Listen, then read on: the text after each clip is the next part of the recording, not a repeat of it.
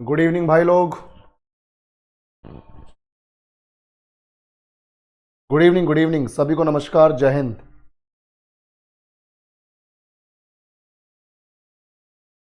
Good evening बच्चों, good evening.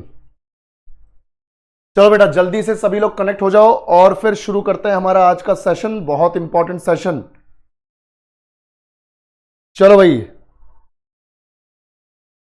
चलो बहुत बढ़िया बहुत बढ़िया। ऑडियो वीडियो क्लियर है, अच्छी बात है। शुरू करते हैं सेशन को। और आज हमारा इंडस वैली सिविलाइजेशन का पार्ट सेकंड है। सभी को नमस्कार। बिल्कुल बिल्कुल शुरू करते हैं भाई। इंडस वैली सिविलाइजेशन के कल तो क्वेश्चंस हमने करे थे पीवाईक्यूज, जो आपके रेलवे एग्जाम्स में आए हुए हैं। ठीक है, आज हमने क्वेश्चंस किए हैं फॉर्म। उसके बेसिस पे क्या होगा कि तुम्हारा जो कुछ हल्का फुल्का कल छूट गया वो आज कवर हो जाएगा इंडस वैली सिविलाइजेशन का पूरा। ठीक है, शुरू करते हैं। चलो सब बढ़िया है, ठीक है शुरू करते हैं। तो बेटा सिंधु घाटी सभ्यता में जो हमारे पास पहला क्वेश्चन है, जो पहला क्वेश्चन है वो ध्यान से देखो भाई। चलो तो हमारा फर्स्ट क्वेश्चन ये देखो, which of the following is a key feature of Indus civilization town planning. निम्नलिखित में से कौन सिंधु घाटी सभ्यता की नगर योजना की प्रमुख विशेषता, यानी इनमें से कौन सी हमारे सिंधु घाटी सभ्यता की नगर योजना की प्रमुख विशेषता है टाउन प्लानिंग की। यानी इंडस वैली सिविलाइजेशन में जब शहर को, नगर को बसाया जाता था तो पूरी प्लानिंग होती थी। ऑब्वियस सी बात है, आज भी होती है। अगर कोई शहर बसाना है, इनफैक्ट हमें तो साला कोई घर भी बनाना होता है या कोई बिल्डिंग भी बनानी होती है तो आज के टाइम में भी हम पूरी प्लानिंग के साथ बनाते हैं। तो बात तो नगर की है, पूरे टाउन की है। तो जब भी कोई टाउन प्लान किया जाता था तो उस वक्त एक बहुत खास विशेषता हुआ करती थी इंडस वैली सिविलाइजेशन में। जैसा कि तुम लोग जवाब दे रहे हो, बहुत बढ़िया बच्चों, बहुत बढ़िया जवाब दे रहे हो। और जवाब है कि सर ग्रिड पैटर्न वाली जो गलियां हैं वो देखने को मिलती थी। बिल्कुल बेटा बिल्कुल, ग्रिड पैटर्न वाली जो गलियां हैं, स्ट्रीट्स हैं, वो देखने को मिलती थी। तो बेटा सीन क्या है, मैं आप सबको फटाफट से टाउन प्लानिंग की सारी चीजें बता देता हूं जल्दी से, ताकि यहां से फिर कोई भी क्वेश्चन बने तुम आराम से अटेम्प्ट कर लो। ध्यान से देखो भाई, सबसे पहला पॉइंट तो यह है कि जितने भी शहर थे इंडस वैली सिविलाइजेशन में, ध्यान से सुनो, इंडस वैली सिविलाइजेशन में जो कि एग्जिस्ट करती थी 2600 बीसी से लेकर 1900 बीसी तक, यानी 2600 ईसा पूर्व से 1900 ईसा पूर्व के बीच में इंडस वैली सिविलाइजेशन एग्जिस्ट करती थी, अस्तित्व में थी। यानी आज से ये मान के चलो कि 4500 साल पहले शुरू हुई है ये, आज से 4500 साल पहले शुरू हुई है। और इंडस वैली सिविलाइजेशन की टाउन प्लानिंग की पहली विशेषता कि ज्यादातर जो साइट्स हैं, अभी तक हमें 1400 प्लस साइट्स मिली हैं। अभी तक जो एक्सकेवेशंस हुई है, खुदाई हुई है, उसमें 1400 से ज्यादा साइट्स मिली हैं, जिनमें से 900 तो हमें मिली है, लगभग 900 तो मिली है इंडिया में, और लगभग 500 मिली है हमें पाकिस्तान और अफगानिस्तान में। ये फैक्ट मैंने कल भी बताया था। अब ध्यान से सुनो, तो सबसे अच्छी बात यह थी कि ज्यादातर जो साइट्स हैं, 1400 में से जितनी भी ज्यादातर साइट्स हैं, वो सब नदियों के किनारे बसी हुई थी। ज्यादातर जो है नदियों के किनारे बसी हुई थी, ताकि 24/7 वाटर की अवेलेबिलिटी रहे। ध्यान से देखो, आज भी हिंदुस्तान में जितने भी बड़े बड़े शहर हैं, इंपॉर्टेंट शहर हैं, वो सब नदियों के किनारे बसे हैं। चाहे कानपुर हो, चाहे लखनऊ हो, चाहे वाराणसी हो, चाहे इलाहाबाद हो, चाहे कोटा हो, चाहे दिल्ली हो, चाहे समझ रहे हो तुम पानीपत हो, सोनीपत हो, ये सब जो है नदियों के किनारे, चाहे भरूच है, चाहे सूरत है, तो नदियों के किनारे बसी हुई थी सारी की सारी साइट्स। ठीक है, ताकि 24/7 वाटर की अवेलेबिलिटी रहे। ध्यान से देखो बिल्कुल। अब हमारे पास ध्यान से देखो, सेकंड पॉइंट क्या है कि हर शहर को, ध्यान से सुनो, इंडस वैली सिविलाइजेशन में हर शहर को 2 हिस्सों में डिवाइड किया था। ठीक है, प्रत्येक शहर, प्रत्येक स्थल 2 हिस्सों में विभाजित था। 2 हिस्सों में विभाजित था, यानी हर टाउन को 2 हिस्सों में डिवाइड किया गया था। 2 हिस्सों में डिवाइड किया गया था। ठीक है, डिवाइडेड। और मैं आपको बता भी रहा था, कल भी मैंने बताया था कि अगर बच्चों मान लो ये हमारे पास शहर का ये हिस्सा है अपने पास, तो शहर में जो ये ऊपर वाला हिस्सा है, यहां पर तो रहा करती थी एलीट क्लास। एलीट क्लास यानी उच्च वर्ग के लोग, जिसे बोलते थे इंग्लिश में बोलते हैं सिटाडल। इस जगह को क्या बोलते हैं? सिटाडल, CITADEL, सिटाडल, या इसी को बोलते हैं गढ़ यानी किला। तो सिटाडल में कौन रहता था? उच्च वर्ग के लोग। ये उच्च वर्ग के लोगों के लिए था, जो अमीर लोग थे उनके लिए ये सिटाडल हुआ करता था। और आम जनता रहा करती थी लोअर टाउन में। आम जनता कहाँ रहती थी भैया? लोअर टाउन में, यहां पर रहती थी आम जनता। इसे बोलते थे लोअर टाउन यानी निचला शहर, निचला शहर। तो हर साइट, लगभग ज्यादातर साइट्स इंडस वैली सिविलाइजेशन में दो हिस्सों में डिवाइडेड थी, लोअर टाउन यानी निचला शहर। ये जो आम जनता है उनके लिए था। आम जनता के जो घर हुआ करते थे वो यहां हुआ करते थे। तो मतलब सोशल डिवीजन तो था, सामाजिक विभाजन तो था, यानी उच्च वर्ग और निम्न वर्ग के लोगों में डिस्क्रिमिनेशन या भेदभाव तो होता था। ठीक है भाई, ध्यान से देखो। तो अपर टाउन, लोअर टाउन, अपर टाउन को बोल रहे हैं सिटाडल यानी गढ़ यानी किला, उच्च वर्ग के लोगों के लिए, लोअर टाउन निचला शहर आम जनता के लिए।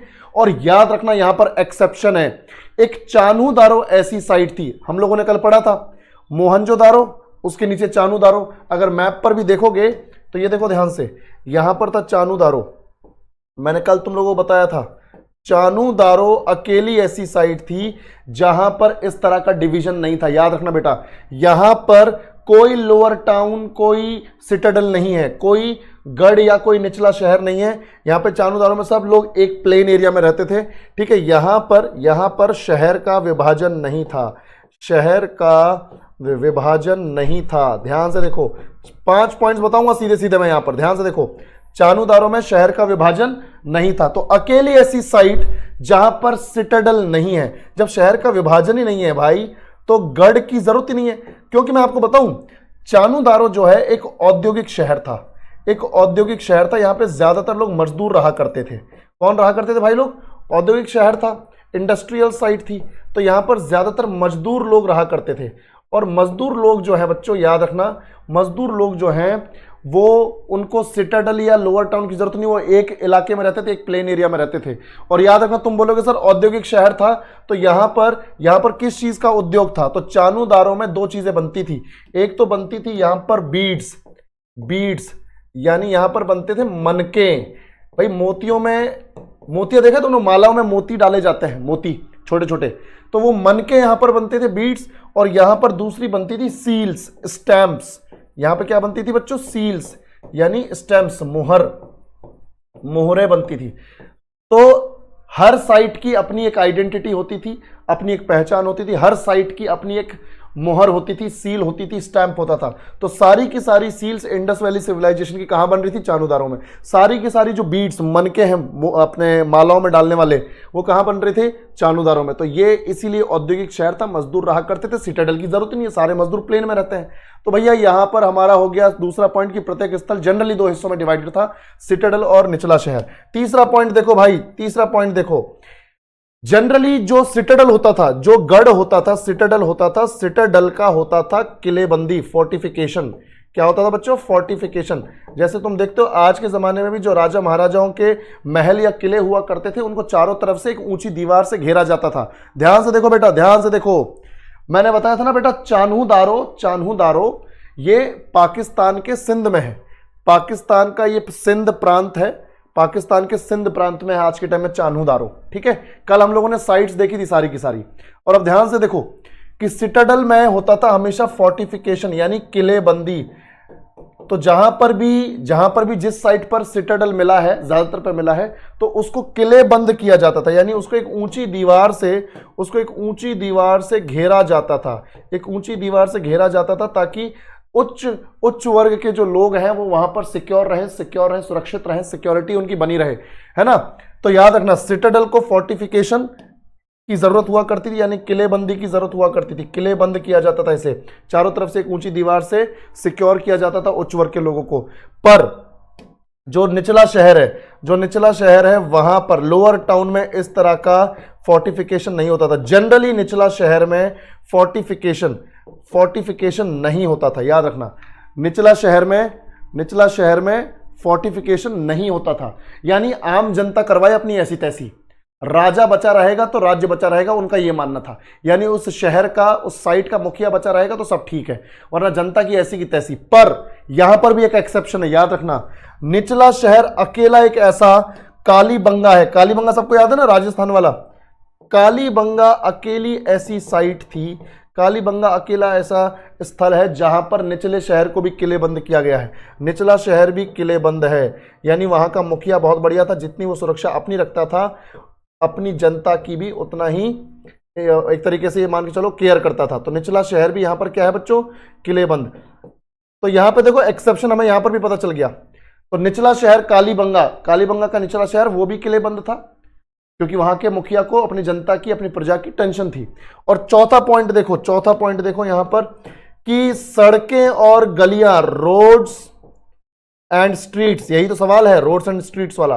तो सड़कें और गलियां एक दूसरे को 90 डिग्री पर क्रॉस करती थी, 90 डिग्री पर क्रॉस करती थी, जिससे कि ग्रिड पैटर्न बनता था, ग्रिड पैटर्न बनता था। सड़कें और गलियां एक दूसरे को 90 डिग्री पर इंटरसेक्ट करती थी, जिसे हम बोलते हैं ग्रिड पैटर्न। यानी कुछ इस तरह का, एक सड़क ये रही, एक सड़क ये रही, एक सड़क ये रही, एक सड़क ये रही, एक सड़क ये रही, ये देखो, ये ग्रिड्स बन गई। ये क्या बन गई, ग्रिड्स बन गई। तो इस तरह का ग्रिड पैटर्न हमें देखने को मिलता है। और आज के टाइम में अगर तुम्हें एग्जाम्पल देखना है तो चंडीगढ़, अगर तुम नहीं गए हो, कभी जाओगे तो तुम्हें समझ में आएगा, चंडीगढ़ में भी ग्रिड पैटर्न को ही फॉलो किया गया है। ठीक है भाई, बिल्कुल बिल्कुल ध्यान से देखो, बिल्कुल चेस बोर्ड की तरह, बिल्कुल बिल्कुल एल शेप, बिल्कुल। तो देखो भाई, ये चौथा point, roads and streets used to intersect each other at right angles, ताकि ग्रिड पैटर्न बने। और एक लास्ट पॉइंट बताता हूं, पांचवा point, well planned sewage system, well planned sewage system. Sewage system समझते हो भाई, नालियों का जो जाल था, नालियों का जो जाल था, गंदे पानी को सही से भेजने का जो जाल है, वो पूरा का पूरा एकदम जबरदस्त प्लानिंग के साथ बनाया गया था। Well planned sewage system. पहली बात तो एक चीज याद रखना यहां पर कि नालियां जो है ढकी हुई हुआ करती थी। भाई जितनी भी सीवर लाइंस हैं, ध्यान से देखो बेटा, जितनी भी उस जमाने में सीवर लाइंस हुआ करती थी, जितनी भी नालियां हुआ करती थी, नालियां कवर्ड थी। नालियां कैसी होती थी, कवर्ड, ताकि गंदगी हमें ना दिखे। एक तो नालियां कवर्ड, ऊपर से सड़क के किनारे नालियां हुआ करती थी, सड़क के किनारे जो है नालियां हुआ करती थी, सड़क के किनारे नालियां हुआ करती थी, जैसे आज भी होती है, सड़क के किनारे होती है। तो आज से 4500 साल पहले भी सड़क के किनारे बनाई जा रही है। ठीक है, आज से 4500 साल पहले भी सड़क के किनारे नालियां बनाई जाती थी, नालियां ढकी हुई होती थी। और नालियां जो है बच्चों ध्यान से देखो, सीवेज सिस्टम कितना प्लान्ड है। नालियां जो हैं वो शहर से बाहर जाती थी, नालियां शहर से बाहर जाती थी, यानी जो गंदा पानी वो शहर से बाहर जाता था, शहर से बाहर किसी वेस्ट लैंड में, किसी वेस्ट लैंड में जो ऑलरेडी जो जमीन बर्बाद है, वहां पर उस पानी को, गंदे पानी को छोड़ा जाता था शहर से काफी दूर, ताकि एक तो शहर के पास होगा तो पॉल्यूशन फैलेगा, तो शहर से काफी दूर गंदा पानी जाएगा, शहर से बाहर निकलेगा और ऐसी जगह पे जाएगा जो लैंड ऑलरेडी बर्बाद है। ऐसा नहीं कि किसी अच्छे लैंड को बर्बाद कर देगा गंदा पानी, ऐसी जगह पानी छोड़ा जाता था जहां पे लैंड पहले से ही बर्बाद है। ठीक है भाई, ध्यान से देखो बिल्कुल। तो मतलब आज जैसी प्लानिंग है भाई, 4500 साल पहले आज जैसी प्लानिंग है। और याद रखना भाई, नालियां शहर से बाहर, वेस्ट लैंड तक, ठीक है, नालियां ढकी हुई, सड़क के किनारे नालियां। तो इस तरह की प्लानिंग, टाउन प्लानिंग थी इंडस वैली सिविलाइजेशन में। और यहां हमारा क्वेश्चन क्या बन रहा है, which of the following is a key feature of the Indus valley civilization in town planning. निम्नलिखित में से कौन सिंधु घाटी सभ्यता की नगर योजना की प्रमुख विशेषता है। तो ग्रिड पैटर्न वाली सड़कें, ग्रिड पैटर्न वाली सड़कें। चलो बहुत बढ़िया, आगे बढ़ते हैं। सेकंड क्वेश्चन, ध्यान से देखो, Which of the following was a unique feature of houses in the Indus Valley civilization? भाई निम्नलिखित में से कौन सिंधु घाटी सभ्यता में घरों की एक अनूठी विशेषता थी। बहुमंजिला इमारतें। देखो एक चीज याद रखो, बहुमंजिला इमारतें इंडस वैली सिविलाइजेशन में नहीं थी, ज्यादा से ज्यादा आपको डबल स्टोरी मिलेंगी। ठीक है, ज्यादा से ज्यादा डबल स्टोरी। ठीक है, जनरली अदरवाइज सिंगल स्टोरी घर हुआ करते थे। तो ज्यादा से ज्यादा आपको क्या मिलेंगे, ज्यादा से ज्यादा का तो तुम कुछ और मतलब निकाल दोगे भाई, इसको हटा देते हैं। ठीक है, 2 मंजिला इमारतें लिखते हैं हम यहां पे, 2 मंजिला,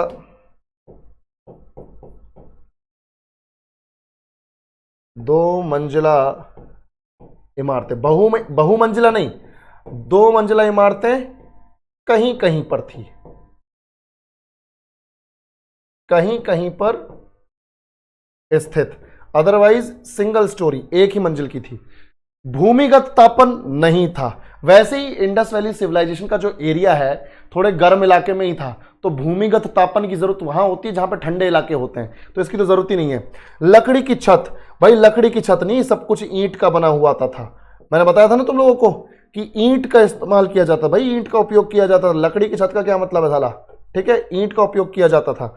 तो मतलब ये भी नहीं है। तो आखिर में बचा सी, आंगन, कोर्टयार्ड हुआ करता था, एक कोर्टयार्ड हुआ करता था। बेटा ध्यान से देखो, सी, बिल्कुल, बहुत बढ़िया बच्चों, बहुत बढ़िया।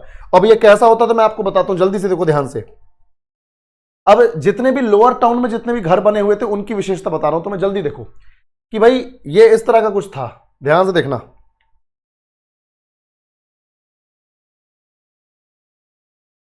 हाँ देखो, ये कुछ इस तरह का था कि मान लो ये घर है। पहली बात तो घर जनरली या तो स्क्वायर शेप्ड होता था या फिर रेक्टेंगल। मान लो ये घर है, ठीक है, ये स्क्वायर शेप्ड मान लो घर है।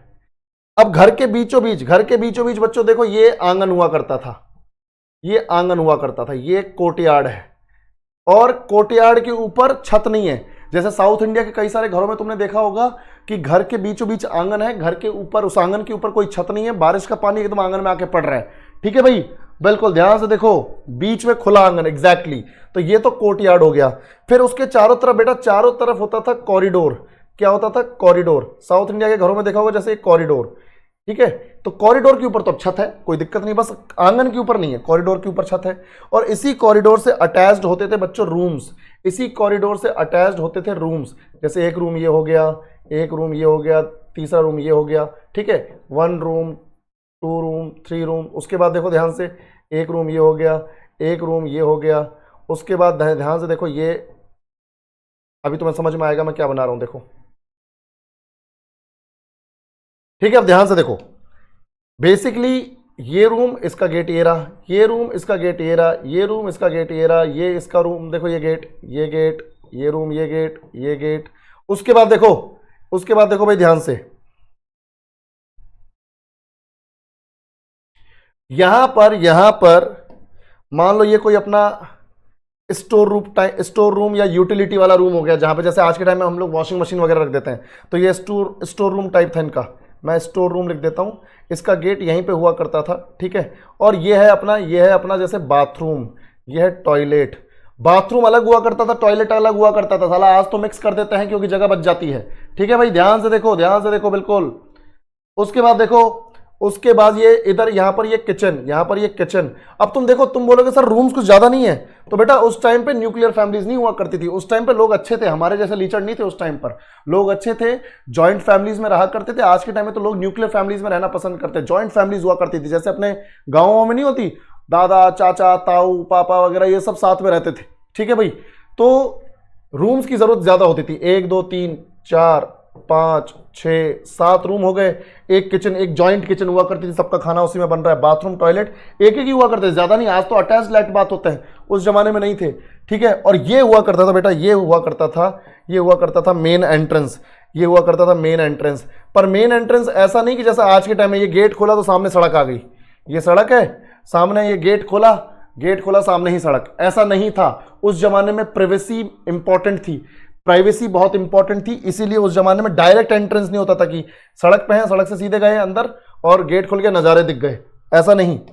उस टाइम पे क्या होता था बच्चों, ये मेन एंट्रेंस ये है, ठीक है, गेट है, पर गेट के साथ कनेक्टेड होती थी एक गैलरी कनेक्टेड होती थी, एक कॉरिडोर हुआ करता था, ठीक है, इस तरह से जो घुमा हुआ है, 90 डिग्री पे घुमा हुआ है। और मेन एंट्रेंस ये है, मेन एंट्रेंस ये है कि अगर मान लो यहां कोई सड़क है, ठीक है, तो अगर ये सड़क हो गई, ये एक सड़क हो गई मान लो, तो अगर किसी को आना है, मान लो ये मेन एंट्रेंस का गेट खुला भी है, तो अगर कोई इधर से कोई जा रहा है इस रोड से और ये मेन एंट्रेंस खुला है, तो अगर तुम मेन एंट्रेंस की तरफ से जा रहे हो, खुला है, और तुम देख रहे हो कि अच्छा मेन एंट्रेंस खुला है, चल क्या रहा है अंदर, कुछ नहीं दिखेगा ससुरा, तुम्हें लंबी गैलरी दिखेगी, अंधेरा, घर के अंदर का कुछ नहीं दिखेगा। यानी प्राइवेसी इतना इंपॉर्टेंट मैटर था इनके लिए कि भाई ये मोड़ वाला इन्होंने गैलरी बनाई हुई है कि अगर गेट खुला भी रहे तो किसी की हिम्मत इतनी तो है नहीं कि अंदर आके देख के जाए भैया घर में चल क्या रहा है, भैया चल क्या रहा है घर में, ये तो कोई कर नहीं सकता।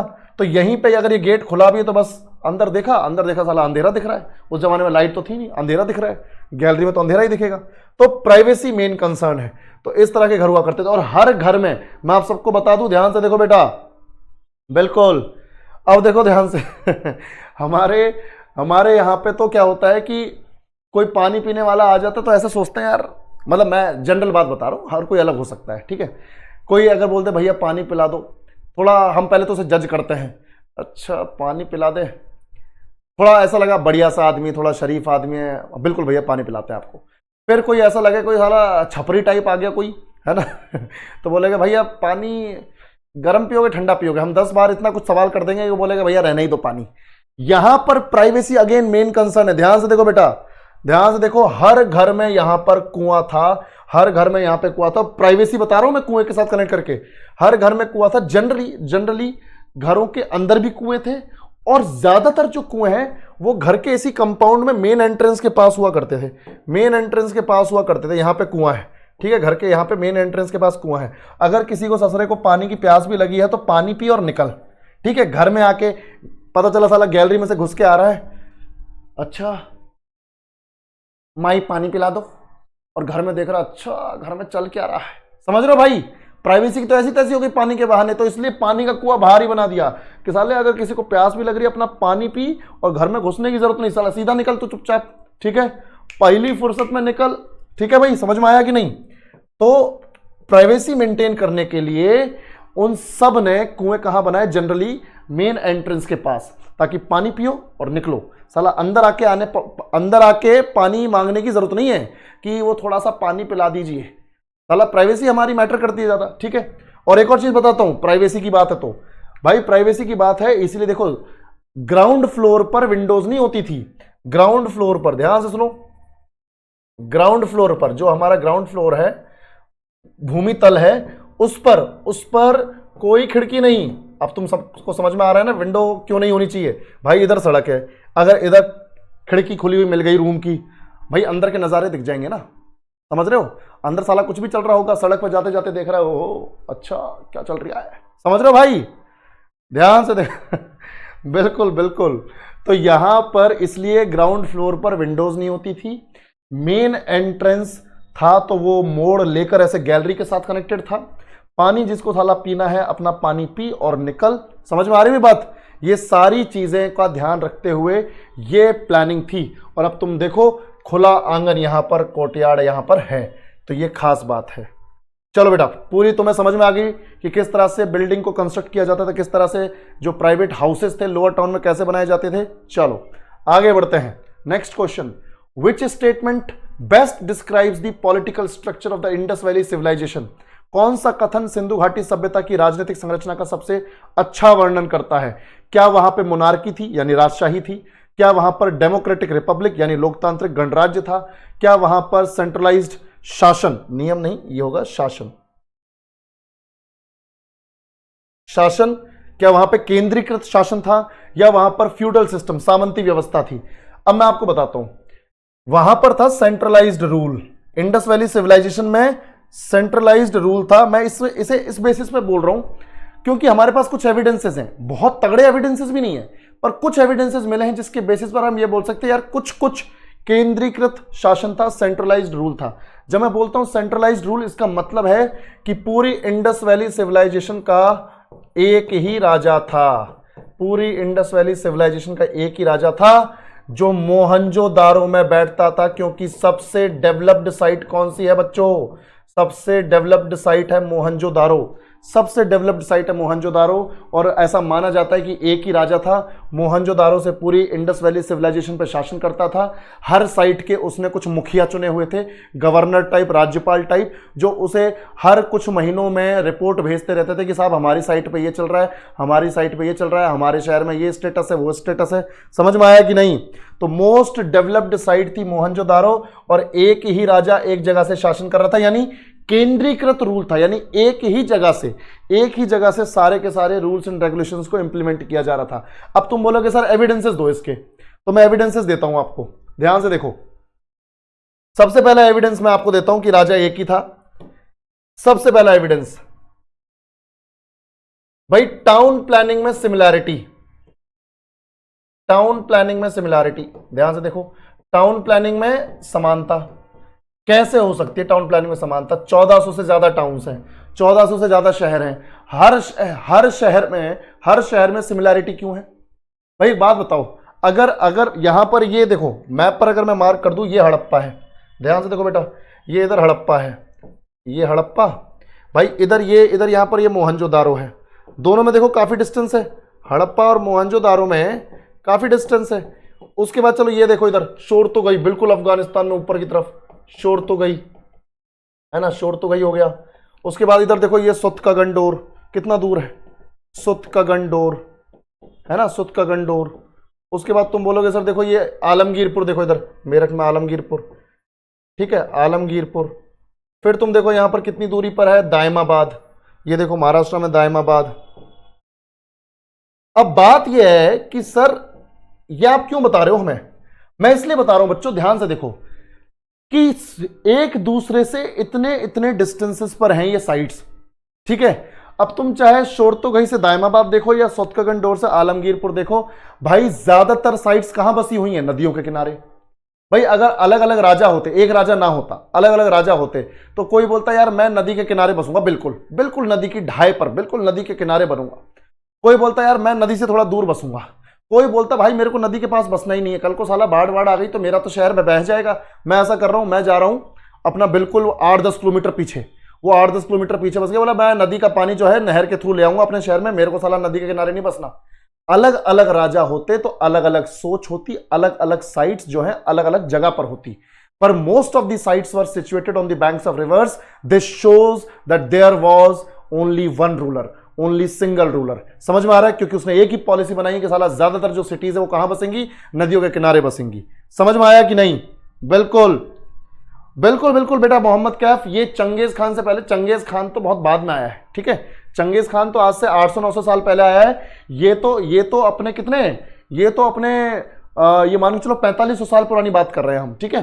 अब ध्यान से देखो, तो एक तो हमें पता चल गया कि टाउन प्लानिंग में समानता कैसे, कि सारी की सारी साइड जो है नदियों के किनारे। दूसरा एग्जांपल देता हूं इसी में, टाउन प्लानिंग में समानता में, ज्यादातर जो सिटीज हैं they were divided into 2 cities, citadel और लोअर टाउन। भाई अगर अलग अलग राजा होते तो बोलते भाड़ में जाए साला सिटाडल, भाड़ में जाए लोअर टाउन, मैं अपनी जनता को प्रेम करता हूं, मेरी जनता मेरे बराबर रहेगी। अगर साला मैं सिटाडल में रह रहा हूं तो उनके लिए भी ऊंचे स्थान पे एक जगह बनाऊंगा। कोई राजा बोलता भाई मैं जनता को बिल्कुल अपने जूते की नोक पे रखता हूं, जनता जो है साला एक फ्लोर और नीचे जाएगी, ठीक है, मैं यहां पर हूं तो जनता बिल्कुल नीचे रहेगी। कोई बोलता कि नहीं मैं और जनता जो है बराबर रहेंगे, कोई दिक्कत वाली बात नहीं है, हम मेरे को सिटाडल की जरूरत नहीं है, मैं भी निचले शहर में रहूंगा जनता के बीचों बीच। समझ लो तुम, अलग अलग राजा होते तो सिटाडल और लोअर टाउन जैसे डिविजन्स हर जगह नहीं होते, हर राजा की अपनी सोच होती, वो अपने तरीके से अपने शहर की प्लानिंग करता, ठीक है।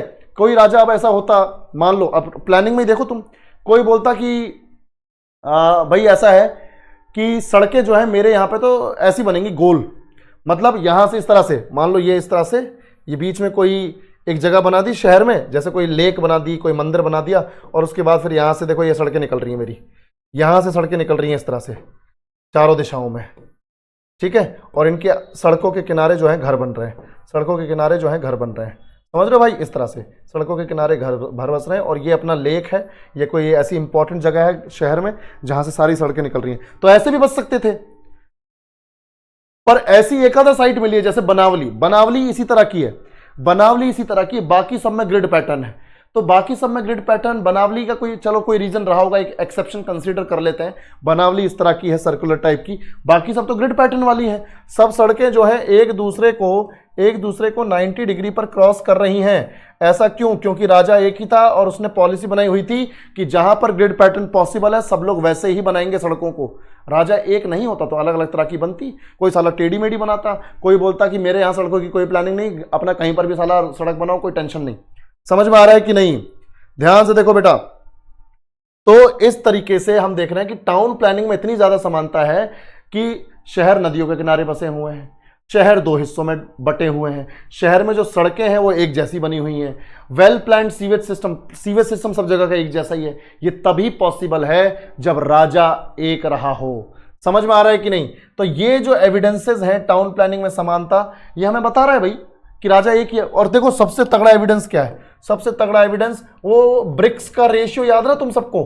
ब्रिक्स का रेशियो, ईंटों का रेशियो क्या था भाई? ईंटों का रेशियो तुम सबको मालूम है 4:2:1 है ना भाई? ईंटों का प्रपोर्शन, ईंटों का जो अनुपात था वो हम लोगों ने डिस्कस किया था 4:2:1 है ना? यानी चाहे शोर तो गई हो, चाहे दायमाबाद हो, चाहे सुतकगंडोर हो, चाहे आलमगीरपुर हो, हर जगह एक ही प्रपोर्शन की ईंटों का इस्तेमाल किया गया है। ईंटें छोटी बड़ी हो सकती हैं नो डाउट, पर प्रपोर्शन सेम रहेगा। आज के टाइम में इमेजिन कर सकते हो कि साला जिस तरीके से अफगानिस्तान में जिस पत्थर से जिस ईंट से मकान बन रहे हैं वो हम भी बनाए मेरठ के पास आलमगीरपुर में। आज के टाइम में इमेजिन कर सकते हो कि हड़प्पा में जिस पत्थर से जिस मटेरियल से घर बन रहा है वैसा ही दायमाबाद में बनाए? पॉसिबल ही नहीं है। आज भाई पाकिस्तान में अलग रूल है, हमारे यहाँ अलग रूल है, अफगानिस्तान में साला तालिबान है, समझ रहे हो तुम? हर किसी का अपना स्ट्रक्चर है, हर किसी की अपनी सोच है। पर उस टाइम पे क्योंकि राजा एक ही था तो हर जगह पर एक ही तरह की, एक ही प्रपोर्शन की ईंटें यूज हो रही हैं। इससे बढ़िया एग्जाम्पल और क्या लोगे कि भाई यार शासन जो है केंद्रीकृत था। ठीक है भाई, बिल्कुल ध्यान से देखो, तो शासन केंद्रीकृत था। ठीक है भाई, चलो तो ये हमारा पता चल गया कि सेंट्रलाइज्ड रूल है। मैंने तो 2-3 एग्जांपल्स दिए, और भी बड़े एग्जांपल्स हैं, पर अभी क्योंकि और भी क्वेश्चंस करने तो इसको यहीं पे रोक देते हैं। तो चलो ये हो गया हमारा सेंट्रलाइज्ड रूल, पर हमें एविडेंस मिल गए, एविडेंसेस मिल गए, हमें सबूत मिल गए कि भाई केंद्रीकृत शासन था। चलो next question, which of the following was a significant part of the Indus valley civilisation economy?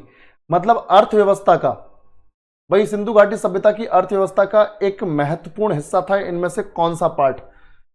Iron smelting यानी लोहा गलाना एक काम था उनका जबरदस्त, एग्रीकल्चर एंड ट्रेड यानी कृषि एवं व्यापार, शिप बिल्डिंग यानी कि जहाज निर्माण, इंडस्ट्रियल मैन्युफैक्चरिंग औद्योगिक विनिर्माण। अब देखो मैं आपको बताऊं भाई, शिप बिल्डिंग इनका कोई काम नहीं है, ठीक है, छोटी छोटी नाव बनाते थे, कभी कभार बनानी होती थी।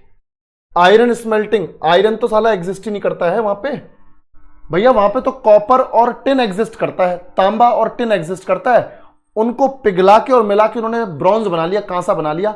अगर आयरन इनके पास होता ना भाई तो ये सिविलाइजेशन पता नहीं क्या क्या कर देती। ये तो आयरन था नहीं, इनको टूल्स बनाने पड़े किससे? ब्रॉन्ज से, तांबे और टिन को मिलाकर, तांबे और टिन को मिलाकर इन्होंने क्या बनाया? ब्रॉन्ज, कांसा बनाया, उससे इन्होंने टूल्स बनाए, ज्वेलरी बनाई, बर्तन बनाए, सब कुछ उससे बनाया। ठीक है, अगर लोहा इनके पास होता ना भाई तो ऐसी तैसी कर देते ये ढंग से, इतने जबरदस्त लोग थे। तो आयरन स्मेल्टिंग, आयरन ही नहीं है तो आयरन को गलाना कहां से होगा? शिप बिल्डिंग, इंटरनेशनल ट्रेड पानी के थ्रू था ही नहीं, हल्का सा था पानी के थ्रू, उसके लिए छोटी छोटी बोट बनाते थे, तो बड़े जहाजों की जरूरत नहीं थी, तो शिप बिल्डिंग नहीं थी। अब तुम बोलोगे सर एग्रीकल्चर और ट्रेड तो था, कृषि और व्यापार तो था, और सर इंडस्ट्रीज भी थी। इंडस्ट्रीज बिल्कुल सही बात है, हमने चानू दरो देखा, अभी बीड्स और सील्स बन रही है वहां पर इन दोनों में भी सबसे ज्यादा क्या था वो आपको देखना है। इन दोनों में भी सबसे ज्यादा क्या है? एग्रीकल्चर एंड ट्रेड, कृषि एवं व्यापार। हालांकि औद्योगिक विनिर्माण था पर बहुत ही कम था। चानू दारो ही एक इंडस्ट्रियल साइट थी, बाकी नागेश्वर, कल मैंने बताया था, नागेश्वर और बालाकोट, वहां पर वो जो शेल्स हैं, जो सीपियां हैं, उनकी वर्कशॉप्स हुआ करती थी। तो चानू दारो, नागेश्वर और बालाकोट के अलावा कहीं और कुछ नहीं बन रहा है, सारी इंडस्ट्रीज वहीं पर है। ठीक है बच्चों, ध्यान से देखो, ध्यान से देखो बेटा।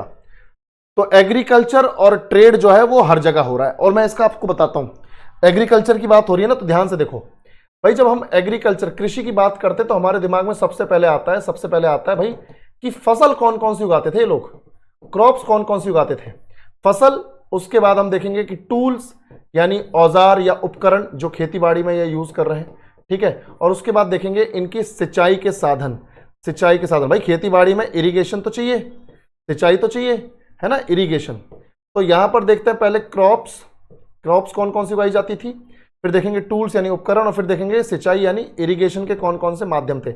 जल्दी से बता देता हूं, ध्यान से देखो बेटा। फसल उगाई जाती थी इंडस वैली सिविलाइजेशन में 9 तरह की फसल उगाई जाती थी, यानी 9 क्रॉप्स उगाई जाती थी मेनली। और भी छोटी बड़ी क्रॉप्स थी पर मेनली 9 क्रॉप्स। मैं सिर्फ मेन क्रॉप्स को शामिल कर रहा हूं, यही तुम्हारे एनसीईआरटी में दिया भी है। तो 9 क्रॉप्स में सबसे पहले व्हीट, है ना भाई, गेहूं के बाद राइस यानी चावल। मैं हिंदी में नहीं लिख रहा हूं, मुझे उम्मीद है कि तुम्हें इतनी इंग्लिश और हिंदी तो समझ में आती है। व्हीट, राइस, उसके बाद ग्राम्स यानी चने, ठीक है, ग्राम्स यानी चने, उसके बाद बार्ले, बार्ले का मतलब है बच्चों जौ, बार्ले का मतलब जौ, फिर उसके बाद है यहां पर पी, पी यानी मटर, सबको मालूम है। उसके बाद यहां पर है सिसेमी सीड्स, सिसेमी सीड्स का मतलब मैं बताता हूं, सिसेमी सीड्स का मतलब होता है तिल, तो तिल भी था उस टाइम पे। उसके बाद तुम बोलोगे सर और कौन सी फसल, तो और थी बच्चों कॉटन, कपास, कपास यानी कॉटन। उसके अलावा बच्चों यहां पर थी ब्राउन मस्टर्ड, ब्राउन मस्टर्ड यानी सरसों, भूरी सरसों, ठीक है, जो हम जनरली जो सरसों उगाते हैं ना, जो सरसों जनरली हम उगाते हैं उसी की बात हो रही है, वो ब्राउन मस्टर्ड है। फिर एक ब्लैक मस्टर्ड भी उगाते थे ये लोग, जिसे हम लोग सब्जी में डालते हैं, उसे बोलते हैं राई, राई बोलते हैं ना, सब्जी में डालते हैं, छोटे छोटे काले काले दाने होते हैं, उसे बोलते हैं ब्लैक मस्टर्ड। तो ब्राउन मस्टर्ड, ब्लैक मस्टर्ड, ठीक है, यानी राई, और ये सरसों, ये कपास, सेसामी सीड्स यानी तिल, पी मटर, व्हीट, राइस, ग्राम्स वाले कितने हो गए, 1 2 3 4 5 6 7 8 9 हो गई ना बेटा। तो ये 9 तरह की फसलें उगाई जाती थी। और एक चीज याद रखना, बहुत इंपॉर्टेंट फैक्ट बता रहा हूं तुम्हें, बहुत ज्यादा इंपॉर्टेंट, कपास को फसल के तौर पर पहली बार इंडस वैली सिविलाइजेशन में ही उगाया गया। ध्यान से सुनना बेटा, बिल्कुल ध्यान से देखो कि कपास को फसल के तौर पर पहली बार इंडस वैली सिविलाइजेशन में ही उगाया गया, कहीं और किसी सिविलाइजेशन में उगाया ही नहीं गया, ठीक है। यानी कपास अस्तित्व में तो था, अस्तित्व में तो था, पहले भी था, पर फसल के तौर पर इतने बड़े लेवल पे पहली बार कल्टीवेट किया गया, पहली बार उगाया गया इंडस वैली सिविलाइजेशन में। तो याद रखना, कपास का फसल के तौर पर उत्पादन सबसे पहले कौन सी सिविलाइजेशन में हुआ है, सिंधु घाटी सभ्यता में। तो 9 तरह की फसलें थी। अब अगर तुम बोलोगे सर उपकरण बता दो, खेती बाड़ी के लिए कौन से उपकरण इस्तेमाल होते थे, तो भाई खेती बाड़ी के लिए उपकरण होता था, एक तो होता था हल, क्या होता था, हल, प्लॉ होता ना, प्लॉ। भाई आज के टाइम में तो चलो वो लोहे वाले हल हैं, ट्रैक्टर के साथ कनेक्ट कर दो और उसके बाद वो जोत देते हैं खेत को, पर आज भी तुम रूरल एरियाज में देखोगे, ग्रामीण क्षेत्रों में देखोगे, जिनके पास ट्रैक्टर, ट्रॉली, हल वगैरह नहीं है, वो आज भी बैलों के साथ लकड़ी के हल को कनेक्ट करते हैं, है ना भाई। इस तरह का हल तुमने देखा होगा, मैं बना के दिखाता हूं, देखो बेटा ध्यान से, ये इस तरह का हल तुम लोगों ने देखा होगा, इस तरह का हल, ठीक है। इस हल को कनेक्ट किया जाता है बैल के साथ, और ये जो नुकीला हिस्सा है, यहां पर लोहे की ब्लेड लगाई जाती है, ताकि थोड़ा सा अगर उसके ऊपर प्रेशर डालेंगे, हल के ऊपर थोड़ा यहां से इसके ऊपर प्रेशर डालेंगे, तो थोड़ी डीप डिगिंग होगी, थोड़ी सी गहराई में खुदाई होगी, ताकि जितना गहरा बीज जाएगा उसको उतने ज्यादा न्यूट्रिशन मिलेंगे, पोषक तत्व मिलेंगे, और फसल की उत्पादन अच्छा हो जाएगा, ठीक है भाई। ध्यान से देखो, बिल्कुल बिल्कुल ध्यान से देखो बेटा, बिल्कुल बिल्कुल।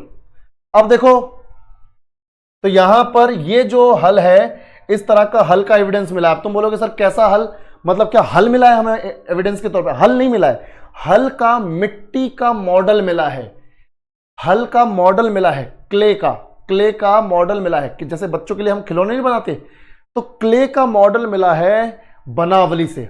याद है बनावली कहां पर है, याद है बनावली कहां पर है, ये देखो बनावली यहां पर है, हरियाणा में मैंने मार्क किया था, ये देखो बेटा, ये यहां पर है बनावली, बनावली। तो बनावली से क्या मिला है बच्चों, हल मिला है, बनावली से मिला है हल, मिट्टी का बना हुआ हल, है ना, चिकनी मिट्टी का, क्ले का हल मिला है। तो मिट्टी का हल मिला मतलब एक्चुअल में एग्जिस्ट करता होगा, अस्तित्व में था, तभी तो साला मिट्टी का हल मिला है हमें, ठीक है भाई। तो एक्चुअल में एग्जिस्ट करता था, एक्चुअल में एग्जिस्ट करता था हल, तो उपकरण में हल हो गया। दूसरा तुम बोलोगे सर और फसल को काटा किससे जाता होगा, सर चलो खेत जोत दिया आपने, पर फसल को काटते किससे थे, जैसे आज के टाइम में तो गांव में तुम देखते हो दराती होती है, दराती है ना, लोहे की ब्लेड वाली, जैसे मान लो ये अपना ये हैंडल है, लकड़ी का हैंडल है, और यहां पर इस तरह से वो दराती होती है, इस तरह से दराती होती है, लोहे की ब्लेड होती है। पर उस जमाने में लोहा तो था ही नहीं, और तुम बोलोगे सर ब्रॉन्ज से फिर बनाते होंगे शायद, ब्रॉन्ज इतना मजबूत नहीं होता कि आप उससे गुच्छे में पकड़ के फसल काट दो, ठीक है, ब्रॉन्ज ऐसा मजबूत नहीं है। आप बर्तन बना लो उससे, ज्वेलरी बना लो, और ज्यादा ज्यादा नॉर्मल टूल्स बना लो, आप उससे ऐसे कटाई वटाई वाले वो नहीं बना सकते। तो तुम बोलोगे सर कि सर फिर उस टाइम पे आयरन था नहीं, ब्रॉन्ज से बना नहीं सकते, तो फिर ब्लेड कैसे बनती थी, ब्लेड बनती थी पत्थरों की, पत्थरों को घिस घिस के इतना शार्प कर दिया जाता था, इतना शार्प कर दिया जाता था कि उनको फिर यहां पे इस वुडन हैंडल में, लकड़ी के हैंडल में फिट किया जाता था। यानी उस जमाने में जो दराती बनती थी वो कुछ इस तरह की बनती थी। देखो ध्यान से, ये लकड़ी का हैंडल है जैसे है आज के टाइम में भी होता है, और ये इस तरह की ब्लेड बनती थी, इस तरह की ब्लेड बनती थी पत्थर की। अब तुम बोलोगे सर इसको तो आपने ज्यादा मोड़ा ही नहीं।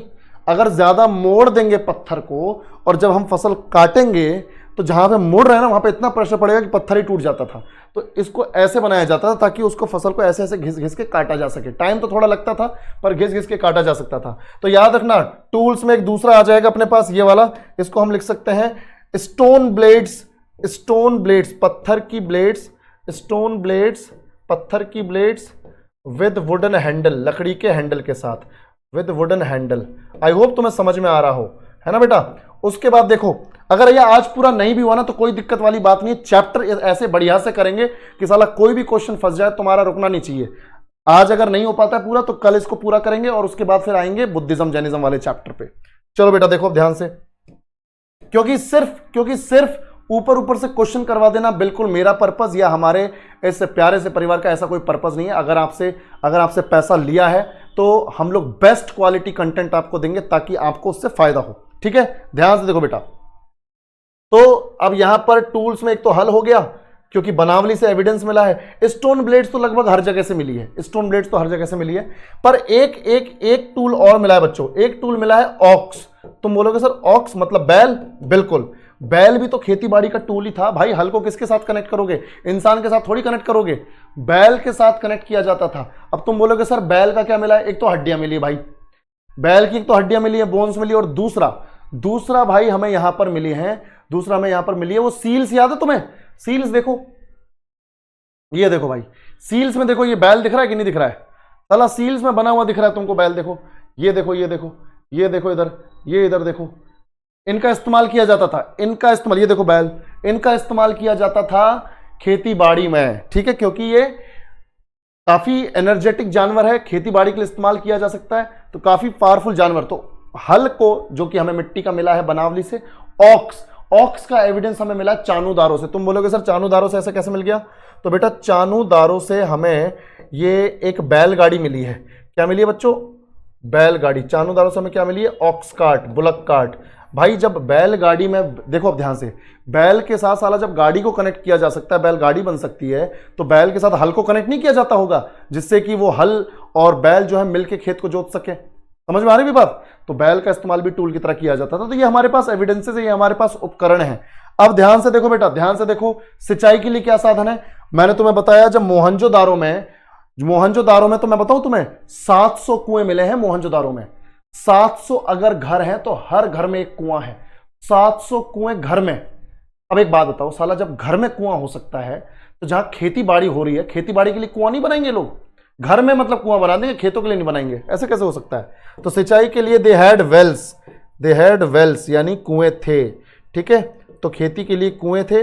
दूसरा, वो याद है तुम लोगों को धौलावीरा में मैंने तुम्हें वो रिजर्वायर दिखाया था कल, पानी का टैंक इन्होंने बनाया हुआ था।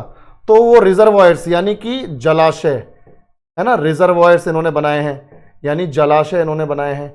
उसके अलावा तुम बोलोगे सर कोई और भी साधन था क्या सिंचाई के लिए? बिल्कुल था। नदियां तो हैं ही भाई, कुएं बना दिए, रिजर्वायर्स बना दिए यानी जलाशय बना दिए, नदियां तो हैं ही, रिवर्स तो हैं ही।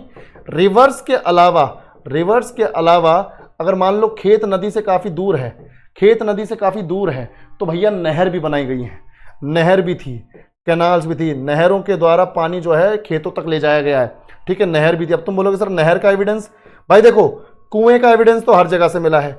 जलाशय हमें धौलावीरा, कल मैं तुम्हें बता रहा था, तो धौलावीरा से मिला है जलाशय, धौलावीरा से। और नदियां तो लगभग हर जगह थी इंडस वैली सिविलाइजेशन में। कनाल का जो, नहरों का जो एविडेंस है वो मिला है हमें शोरतुगई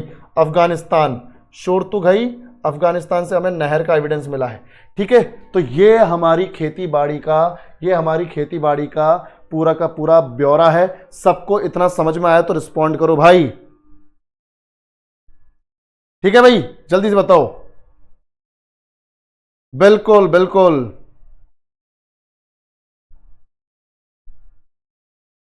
बेटा, कई बार टूट जाती है। अगर किसी कमजोर लकड़ी से बनाया जाता तो टूट जाता है, इसलिए उसमें हल्का सा लोहे की ब्लेड फिट करते हैं कहीं पे, ठीक है।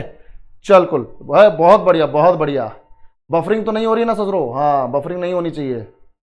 Thank you Ajay. अब देखो बेटा, अब मैंने बोला यार इंडस्ट्रीज भी थी, तो इंडस्ट्रीज तो हम ऑलरेडी पढ़ चुके हैं भाई। चानूदारो, जल्दी से मुझे बताओ चानूदारो में क्या दो चीजें बन रही है, जल्दी बताओ बे, टाइम वेस्ट नहीं करना है ससुरा, जल्दी बताओ चानूदारो में कौन सी दो चीजें बन रही हैं, कौन सी दो चीजें मैन्युफैक्चर हो रही हैं, जल्दी बताओ बे। तुम जवाब दोगे तो साला मैं लिखूंगा, जल्दी बताओ। सौरभ बिल्कुल, देवनाथ बिल्कुल लिख रहे हैं, इंग्लिश में भी लिखेंगे, टेंशन ना लो। हाला इंग्लिश में लिख तो रहे बे, कैसी बातें कर रहा है, इंग्लिश हिंदी दोनों चल रहा है। चानूदारो, जल्दी बताओ। बीट्स एंड मनके, शाबाश। बीट्स को ही बोल रहे हैं मनके, यानी मोती जो माला वगैरह में डालते हैं, और दूसरा सील्स यानी स्टैंप्स, मुहर है ना, मुहर, सील्स यानी स्टैंप्स, तो मुहर और मनके यानी बीड्स और सील्स चानूदारों में। और जल्दी से बताओ इंडस्ट्रीज में नागेश्वर भी आ जाएगा, नागेश्वर एंड बालाकोट। और मैंने तुम लोगों को बताया था कि ये दोनों के दोनों कोस्टल साइट्स हैं, तो यहां पर किस चीज की वर्कशॉप थी, दोनों की दोनों कोस्टल साइट्स।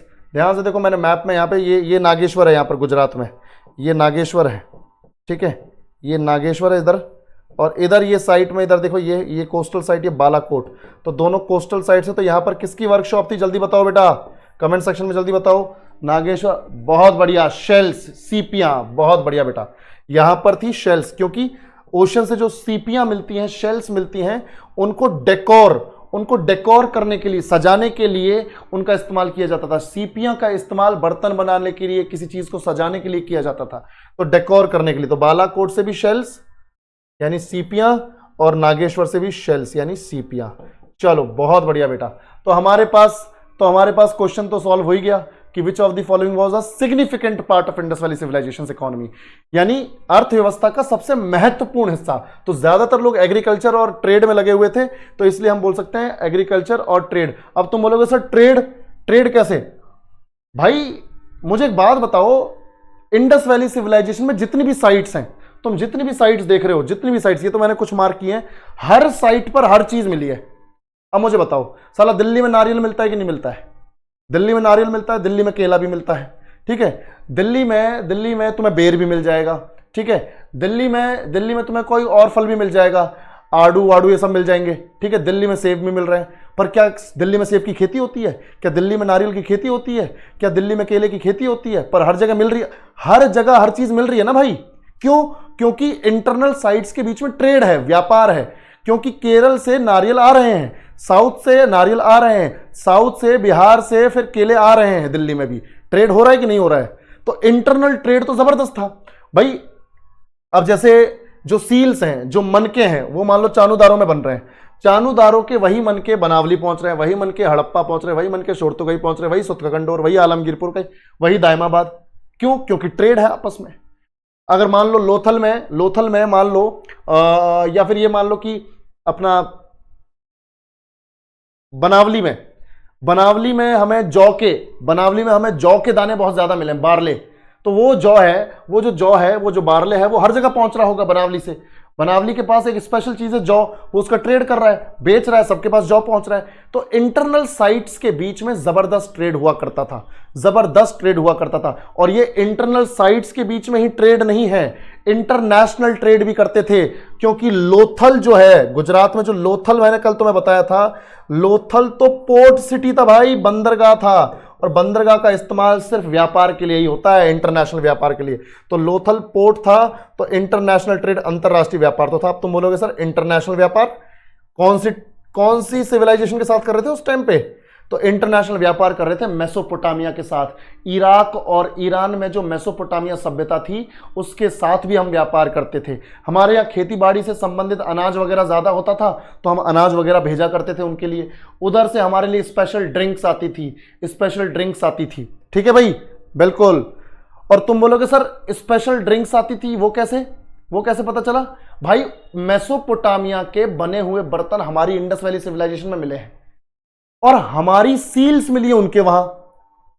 अब हमारी सील्स उनके वहां क्या कर रही है? क्योंकि जब हम सामान भेजते थे बांध के अनाज वगैरह, तो उसमें सील डाल दिया करते थे कि ये सामान पता चल जाए उनको कि कौन सी साइट से आया है। हर साइट की एक सील होती थी, तो वो जिस साइट से सामान जाना है वहां से जैसे मान लो बनावली से जौ जाना है, तो बनावली अपने उस सामान के साथ बनावली के लोग क्या करते थे, सील डाल दिया करते थे ताकि रिसीव करने वाले को पता चल जाए कि ये बनावली से आया है। समझ में आ रही है बात? तो हमारे यहाँ की सील्स वहां मिली, क्यों मिली है? क्योंकि सामान के साथ भेजी थी तो वहीं गिरी रह गई। और उसके बाद तुम बोलोगे सर वहां से स्पेशल ड्रिंक आती थी, कैसे पता चला? भाई कुछ स्पेशल टाइप के बर्तन मिले हैं, देखो ध्यान से, कुछ स्पेशल टाइप के बर्तन मिले हैं, इस तरह के बर्तन, इस तरह के मृद भांड यानी मिट्टी के बर्तन मिले हैं। ये देखो भाई, इस तरह के बर्तन मिले हैं। इस तरह के बर्तन इंडस वैली सिविलाइजेशन में बनते ही नहीं है, ये तो वहीं बनते थे मेसोपोटामिया में। अब इस तरह का बर्तन साला हमारे यहाँ क्या कर रहा है, इसमें कोई सॉलिड चीज तो भेजेंगे नहीं, क्या भेजे होंगे? कुछ स्पेशल ड्रिंक भेजे होंगे, कोई ऑयल भेजे होंगे, कुछ भेजा होगा, ऐसी चीज भेजी होगी जो लिक्विड होगी। तो उस बेसिस पे हम बोल रहे हैं कि शायद कोई स्पेशल ड्रिंक आएगी या कोई ऑयल आया होगा। ठीक है, तो हम यहां से ग्रेन्स यानी अनाज भेज रहे हैं, वो वहां से कुछ लिक्विड चीज भेज रहे थे। आई होप तुम्हें समझ में आया हो। ठीक है भाई, ध्यान से देखो, हो सकता है आवश्यक, बिल्कुल वाइन हो सकती है, कुछ भी हो सकता है, कोई भी स्पेशल ड्रिंक, पर हिस्टोरियन का कहना है कि कोई स्पेशल ड्रिंक आती थी या कोई ऑयल आती थी। पर अब ये कैसे पता चल सकता है कि साला क्या आता था एग्जैक्टली? ठीक है, चलो अब देखो, अरे रवि बाबू दूध साला मेसोपोटामिया से दूध भेजेंगे, वो कब तक बचेगा भाई दूध? चलो भाई ध्यान से देखो, बिल्कुल बिल्कुल बिल्कुल ध्यान से देखो, तो अब हमारे पास हमें आंसर तो मिल ही गया है। Next question, the trade relations of the Indus valley civilisation extended to which ancient civilisation? Sindhu घाटी सभ्यता के व्यापारिक संबंध किस प्राचीन सभ्यता तक विस्तारित थे? अभी मैंने तुम्हें बताया इंटरनेशनल ट्रेड कहां तक था, जल्दी बताओ, जल्दी बताओ बे ससुरा, जल्दी बताओ। ये सब सिविलाइजेशंस उस जमाने में थी, ग्रीस को छोड़ दो, ग्रीस सिविलाइजेशन नहीं थी उस टाइम पर, बाकी मिस्र सभ्यता थी, चीन की सभ्यता थी, मेसोपोटामिया इंडस वैली सिविलाइजेशन के पैरेलल थी।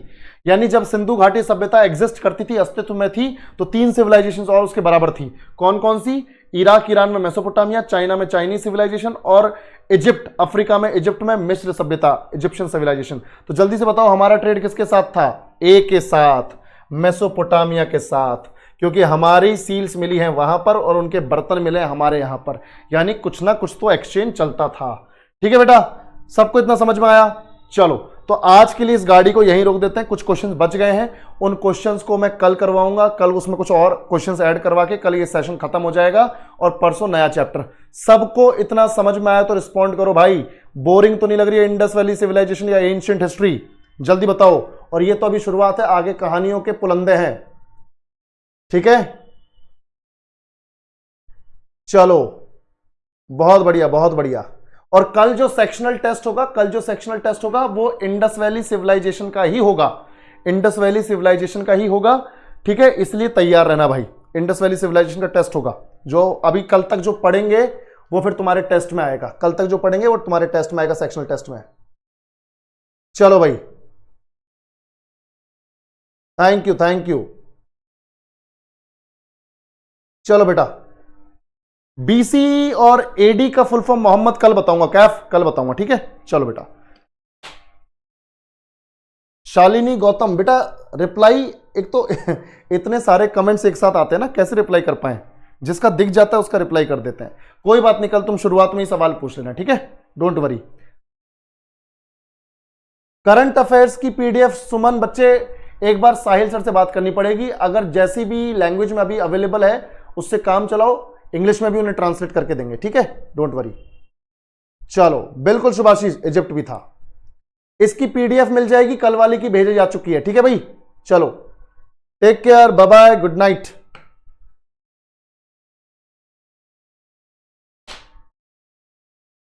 बिल्कुल बिल्कुल सौमिक, क्लास होगी कल।